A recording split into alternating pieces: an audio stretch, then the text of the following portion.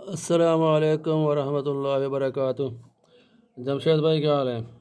जमशेद भाई, जिस मादा ने 4 नवंबर को बच्चे दिए थे ना 7, अभी 23 दिसंबर को उसने 9 बच्चे डिलीवर किए हैं।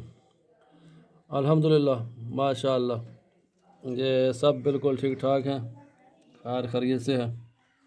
तो ये उनकी मामा है मेरे पास, बहुत अच्छी है। इसी ने शुरुआत की थी मेरे पास आकर बच्चों की, और अभी दूसरी बार भी इसने बच्चे दे दिए हैं। अभी एक मादा है, वो थोड़ा दूर बैठी है, उसके कान अभी सारे काले हो गए हैं, पता नहीं क्या चक्कर है, और थोड़ा नाक भी आगे से थोड़ा सा काला है। ये जो पहले कार्गो थी ना उसमें आए थे। और एक ये है, ये सबसे हैवी वेट जो मादा है वो ये है। ये 2-3 बार रिपीट हो चुकी हैं, और इंशाल्लाह इस बार कंसीव कर गई हैं, मुझे उम्मीद है। बस ये तो अल्लाह ताला की तरफ से होता है ना। तो अल्हम्दुलिल्लाह बहुत खुश है, ज़बरदस्त जा रहा है काम, और हम कुछ साथी भी तैयार करेंगे इंशाल्लाह इस बार। मैं अभी उधर आऊँगा इंशाल्लाह जनवरी में।